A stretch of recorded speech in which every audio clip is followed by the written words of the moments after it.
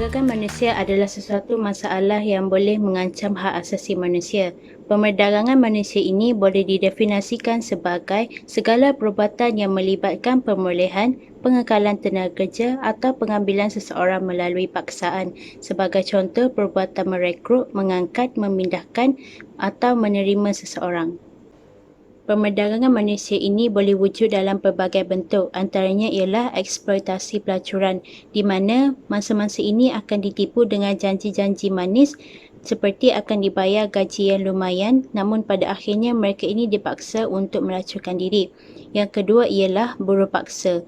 Aktiviti ini dilakukan dengan cara masa akan diseluduk secara haram dan dimanipulasikan di bawah pengawasan yang ketat serta tidak dibayar gaji. Yang ketiga ialah penjualan organ, di mana organ-organ ini diperolehi daripada mangsa-mangsa yang telah diculik. Dan yang keempat ialah perdagangan kanak-kanak. Kanak-kanak ini akan diculik dan dieksploitasikan untuk bekerja sebagai pengemis ataupun dijual untuk melakukan pelbagai aktiviti haram. Punca yang pertama menyebabkan perdagangan manusia ialah sindiket perdagangan manusia tidak dapat dihapuskan dan masih aktif di seluruh dunia.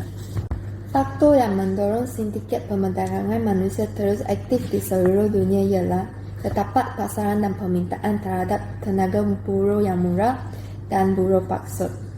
Selain itu, terdapat permintaan terhadap pekerja seks, pengambilan anak angkat antara bangsa secara tidak sah dan penjualan organ manusia dan sebagainya. Faktor yang kedua ialah kerakusan sikap manusia yang ingin menguap keuntungan yang besar dengan cara yang mudah. Menurut Pertubuhan Buruh Sedunia, anggaran keuntungan daripada perdagangan orang adalah antara 10 bilion US dollar hingga 31 bilion US dollar setiap tahun, ataupun 13,000 setiap mangsa. Faktor yang ketiga ialah terdapat unsur rasa dalam kalangan pegawai kerajaan. Hal ini telah menyebabkan kegiatan perdagangan manusia sukar untuk ditangani. Pegawai kerajaan yang tidak jujur dalam pekerjaannya dan mudah untuk menerima rasuah seringkali dimanfaatkan oleh sindiket perdagangan manusia untuk menjalankan aktiviti mereka tanpa sebarang kesulitan. Penglibatan pegawai kerajaan telah melemahkan usaha anti perdagangan orang. Faktor yang keempat ialah operasi pemantauan dan penguatkuasaan yang longgar. Ketiadaan hukuman yang berat menyebabkan dana sindiket berani untuk menjalankan jenayah perdagangan orang. Di Malaysia, hukuman terhadap jenayah perdagangan orang adalah ringan. Menurut Akta Anti Perdagangan Orang dan Anti Penyeludupan Milion 2007, memperdagangkan orang yang bukan merupakan seorang kanak-kanak apabila disabitkan kesalahan, hukuman penjara tidak kurang daripada 3 tahun dan tidak boleh melebihi 20 tahun dan boleh dikenakan denda. Hukuman tersebut adalah ringan dan tidak akan menakutkan individu atau sindiket yang ingin menjalankan jenayah perdagangan orang. Punca kedua berlakunya perdagangan manusia ini ialah bilangan masa perdagangan manusia tidak dapat dikurangkan di seluruh dunia. Faktor-faktor yang menyumbang kepada berlakunya punca tersebut ialah kemiskinan. Golongan yang miskin ini atau juga boleh dikatakan golongan yang kurang sumber pendapatan ini ingin menambah baik taraf hidup mereka. Mereka sanggup menjadi pendatang asing semata-mata ingin mencari sumber pendapatan dari negara asing. Dalam kes ini, maka ada pihak yang cuba mengambil kesempatan seperti agensi perekrutan. Selain itu, berlaku juga di mana ibu bapa sanggup menjual anak-anak mereka kepada broker dan broker ini menjanjikan bahawa anak-anak mereka akan mengalami masa hadapan dan kehidupan yang baik. Tetapi pada hakikatnya mereka menjual anak-anak tersebut kepada kumpulan pemilik hamba dan menjadi pelacur tanpa kerelaan. Seterusnya, faktor kedua ialah mudah mempercayai janji-janji manis. Golongan yang terdesak ini senang dimanipulasi oleh janji-janji manis. Oleh itu, para sindiket ini mengambil kesempatan dengan menjanjikan pelbagai jenis pekerjaan yang baik dan gaji yang lumayan kepada golongan terdesak ini. Sedangkan pada hakikat yang perlu dihadapi ialah warga asing lelaki dipaksa menjadi hamba manakala wanita pula terpaksa menjadi hamba seks. Mereka direkrut direkrut untuk bekerja di restoran dan hotel-hotel yang melakukan servis pelacur. Faktor ketiga pula ialah masalah dalam negara. Sebagai contoh, peperangan, penghabusan etnik, kemerosakan ekonomi, ketidakstabilan politik, korupsi dan kerajaan diktator.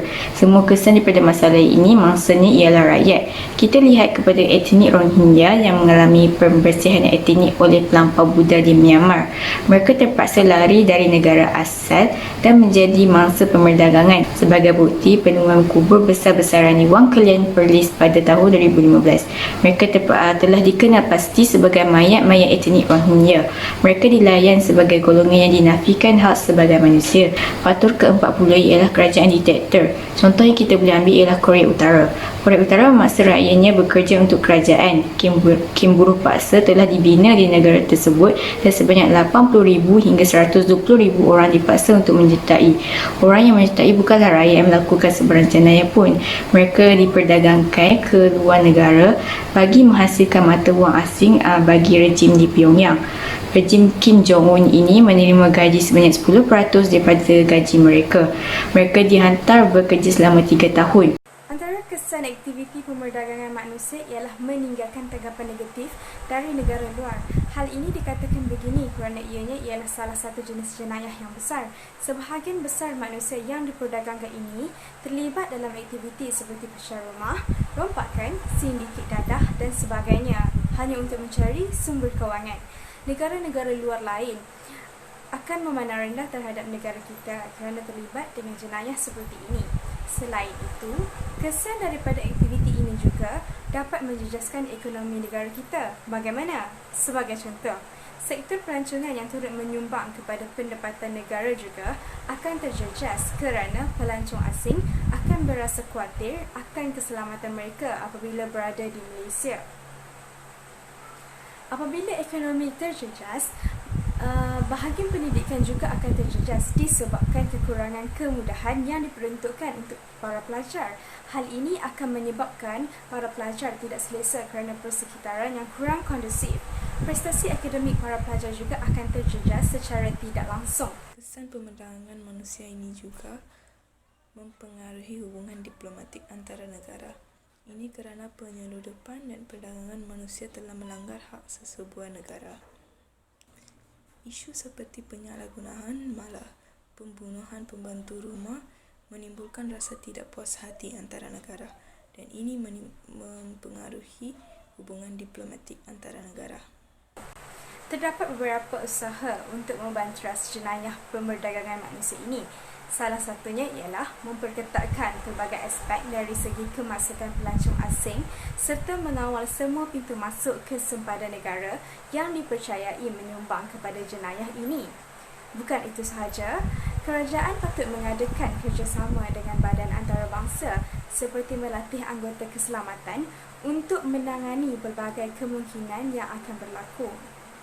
Kemasukan warga asing ke Malaysia juga perlulah melalui syarat-syarat yang ketat agar jenayah ini dapat dikawal dan dihapuskan. Selain itu, pelaksanaan kempen kesedaran juga perlu dilakukan untuk membendung aktiviti ini. Kempen yang diadakan bertujuan bagi memaparkan kepada umum tentang keburukan dan bahaya aktiviti pemerdagangan manusia ini. Hal ini bagi memberi kesedaran terhadap nyawa dan diri masing-masing maupun keluarga. Dengan adanya kempen sebegini, masyarakat akan lebih mengetahui bahawa banyak kesan yang akan diterima daripada jenayah ini.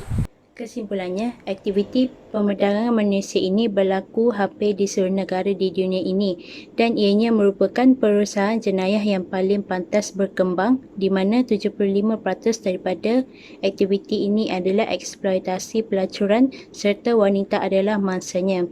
Dan aktiviti ini telah melanggar hak asasi manusia di mana ia telah mengganggu fungsi normal manusia dalam masyarakat.